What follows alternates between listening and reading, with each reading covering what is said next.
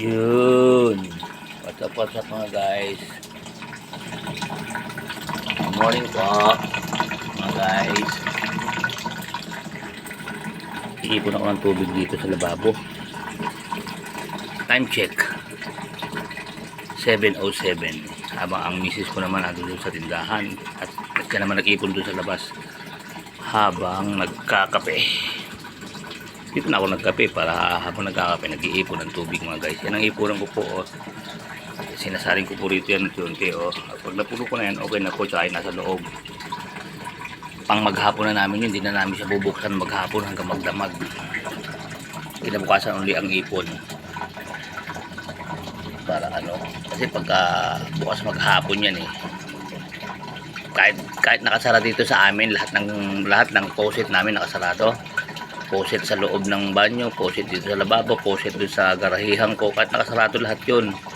Umiikot ang metro doon sa malayo. Hindi ko alam kung ba't ganun Pagka sinabi mo, sasabihin lang ano doon, may tagas daw. Kaya ang ginagana ng diskarte, pag nakaipon, patay maghapon hanggang magdamag. Ayan, ganyan. Dito na ako nagkape. Nainip ako Kakainip. May katagalan din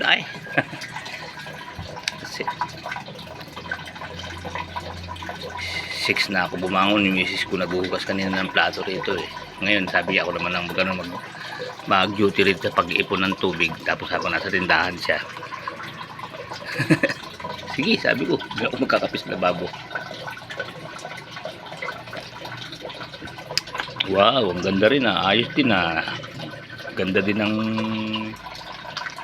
ayos din naman pala. Ayos din naman. Ang ganda rin ng dali niya sa lababo. Malinis. Ayos. Yun ang gusto ko para pwede kang magkape kahit sa lababo. Kumbaga sabi na iba sa banyo, pwede kang mananghalian at pwede kang maghapunan sa banyo. Sabi na iba, di ba yung mga matikiloso. Ang gusto nila sa banyo nila, pwede ka dong kumain. Ganun din sa lababo. Gusto ko yung yung parang lamesa sa kilis na pwede kang mag-almusal dyan dyan nakapatong ang kape ko.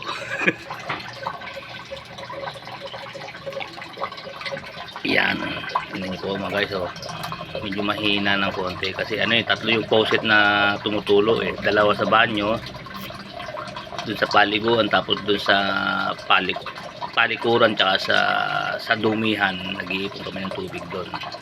Dito naman sa panghugas ng plato maghapon yan hanggang sa pangluto-luto. Ayan malapit ko na. Halos nasa 3/4 na. Konti na lang po mga guys ilang kembot na lang to. Patayin muna natin to.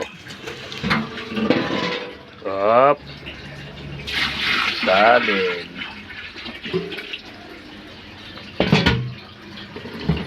Siguro mga 2 ganyan na lang yung puno na yan. Dito checkin naman natin sa may indoors. Ay, puno na pala. Sabi ko na muna po, may kabigatan din to dito sa paliguan. Ay, malapuno na rin po. Ayun guys, ito na nyo may paliguan. Malapuno na rin. Ito na lang, sabi ko itong kita muna, dapat ko muna itong dapat ko muna ang ating cellphone.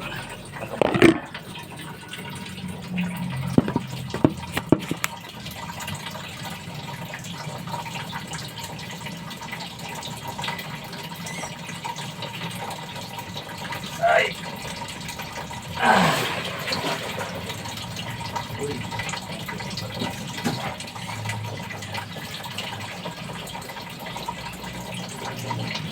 Uy. Dali na lang to, pwede na magpatay. Okay na to. Doon sa may dumihan, puno na. Tapos sa palikuran, sandali na lang din yun. Papatayin ko na. Guys, di ko na kayo sasama dun sa nakita nyo na yung patayan ko minsan. Binilag ko yun nilalakad kong malayo sa isang kanto namin. Kita nyo na yun doon ko papatayin yun. Siguro po mga 10 kilometro layo lalakarin ko. Ay, joke lang po hindi naman po 10 kilometro, hindi naman po. Siguro mga lang, siguro around 15 meters to 20 meters. Maganon lang. Ito siyempre, nakakapagod din araw-araw. Alakarin mo yun, bubuksan mo sa umaga, tapos sasarado mo sa, pag nakapuno ka na. Ganun yung diskarte natutunan namin. Kasi hindi pa namin alam yung ganun diskarte. Nagugulat kami sa tubig namin, ang laki-laki. Kasi nga, natutunan namin yun. Ganun lang pala. Yun, tinesting lang naman namin yun, yung, kumbaga ano lang, testing lang nung una kung bababa ang bill. Ayun naman ang successful sa awa ng Diyos. Bumaba. O di yun ang ginawa namin paraan. Ganun na lang lagi. Tiis-tiis ka nga lang sa paruot pa rito. Eh, ganun lang. Ganun eh. Para lumiit ang bill. Kape puro tayo mga guys.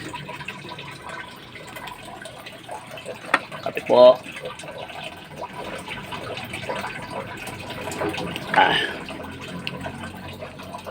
Yun, kapit na mapuno. Ayun o, konti na lang ito.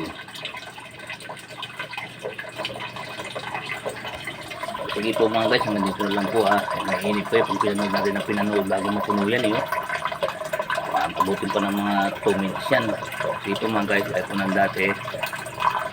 Kuya Mon Vlog, keep safe, keep healthy, always trust God. Maraming salamat po sa Diyos. Thank you po for watching. Bye bye.